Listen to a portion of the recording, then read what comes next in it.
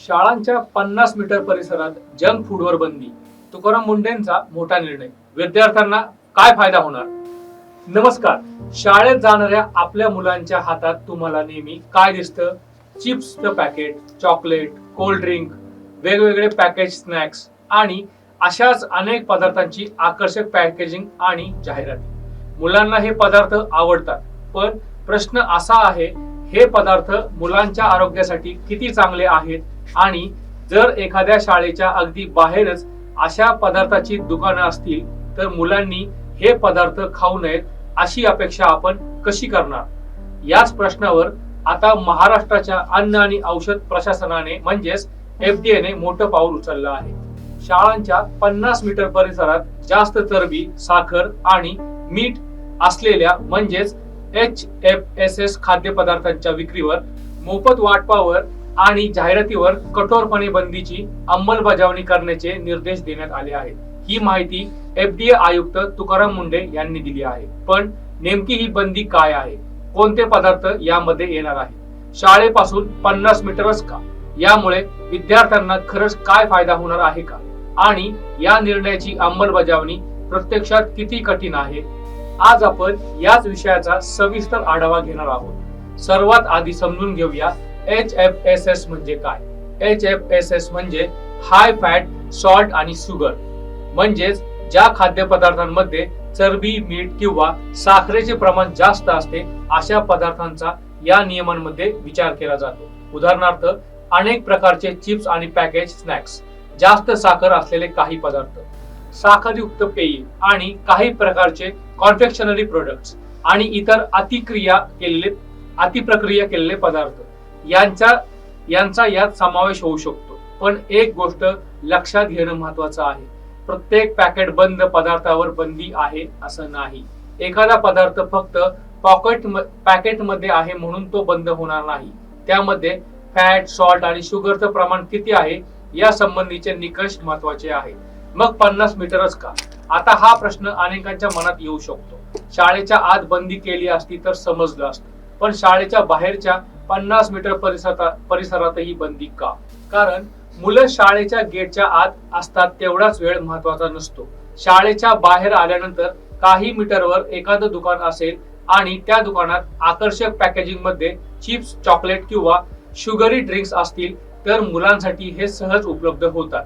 म्हणूनच शाळेच्या परिसराभोवतीचं food environment बदलण्याचा प्रयत्न या नियमामागे आहे. म्हणजे फक्त शाळेच्या कॅन्टीन मध्ये काय विकलं जातं इतकंच नाही, तर शाळेच्या आसपास मुलांना काय सहज उपलब्ध होतं याकडेही लक्ष दिलं जात आहे.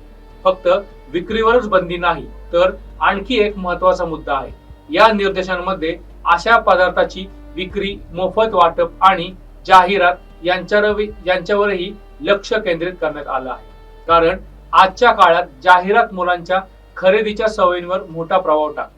एखादं उत्पादन मोठ्या रंगीत पॅकेजिंग मध्ये एखाद्या कार्टून कॅरेक्टर सोबत किंवा आकर्षक जाहिराती सोबत मुलांसमोर येत असेल तर मुलांना ते उत्पादन हवंसं वाटणं स्वाभाविक आहे.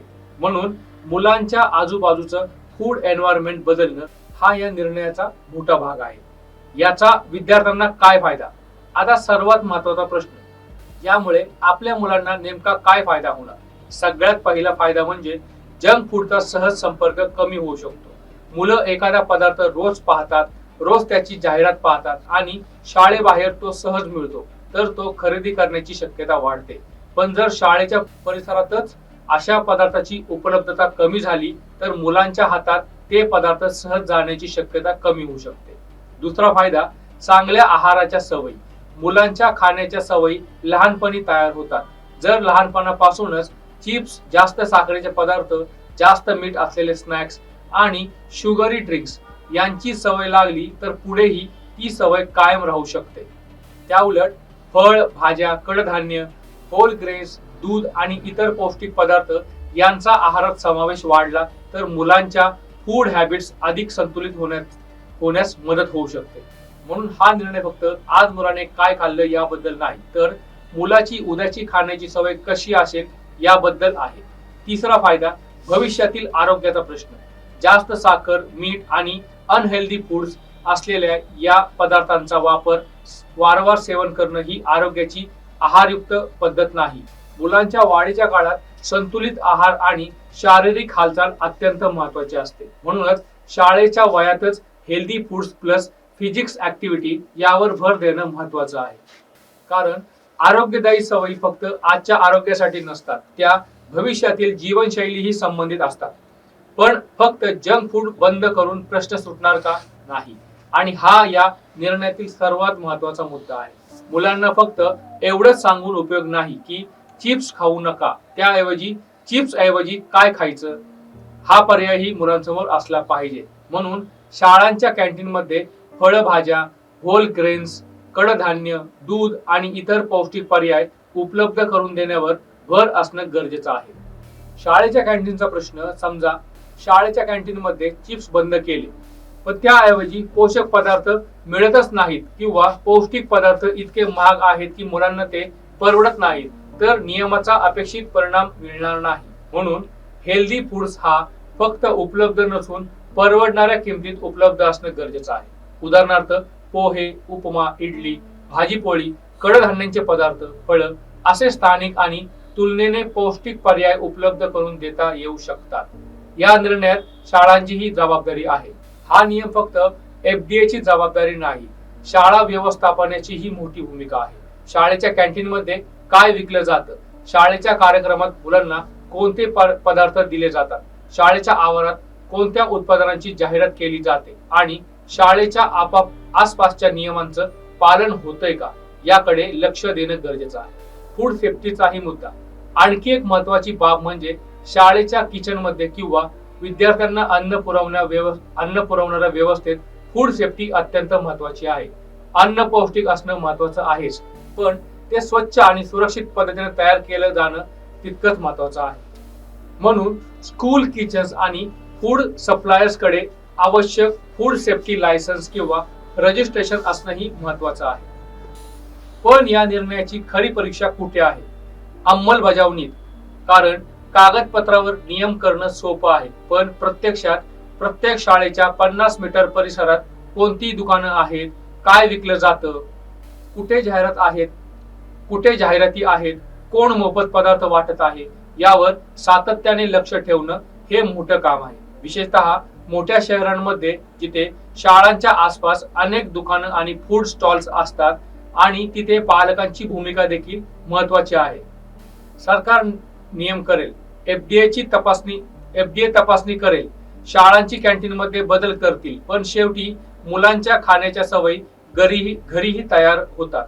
म्हणून पालकांनीही मुलांना फूड लेबल्स कसं वाचायचं, जास्त साखर म्हणजे काय, जास्त मीठ का टाळावं, पौष्टिक अन्न कोणतं हे समजावून सांगणं गरजेचं आहे.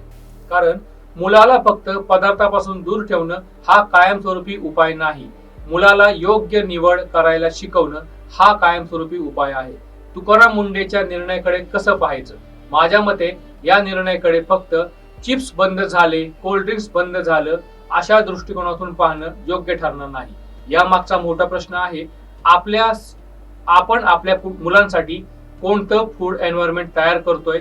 आणि आपण शाळेत मुलांना गणित शिकवतो, विज्ञान शिकवतो, इतिहास शिकवतो, पण स्वतःच्या शरीरासाठी योग्य अन्न कसं निवडायचं हे शिकवतो का? हा प्रश्नही तितकाच महत्वाचा आहे. शाळेच्या 50 मीटर परिसरात जंक फूडवर निर्बंध आणणं हा एक चांगला प्रयत्न ठरू शकतो, पण त्याचं यश एका गोष्टीवर अवलंबून आहे, अंमलबजावणी किती प्रामाणिकपणे होते आणि जंक फूड हटवल्यानंतर मुलांना त्याऐवजी किती चांगले पर्याय दिले जातात. कारण मुलांच्या हातातून फक्त चिप्सचं पॅकेट काढणं पुरेसं नाही, त्या हातात फळं हवीत, पौष्टिक अन्न हवं आणि त्याहून महत्वाचं आरोग्यदायी निवड करण्याची सवय हवी. हा नियम यासाठी एक सुरुवात ठरू शकतो, पण यातून खरोखर बदल घडवायचा असेल तर FDA, शाळा, पालक आणि विद्यार्थी या सगळ्यांची भूमिका महत्वाची आहे. कारण आजचा विद्यार्थी म्हणजे उद्याचा नागरिक आणि आरोग्यदायी पिढी तयार करणं ही केवळ आरोग्य विभागाची नाही तर संपूर्ण समाजाची जबाबदारी आहे. तुम्हाला या निर्णयाबद्दल काय वाटतं?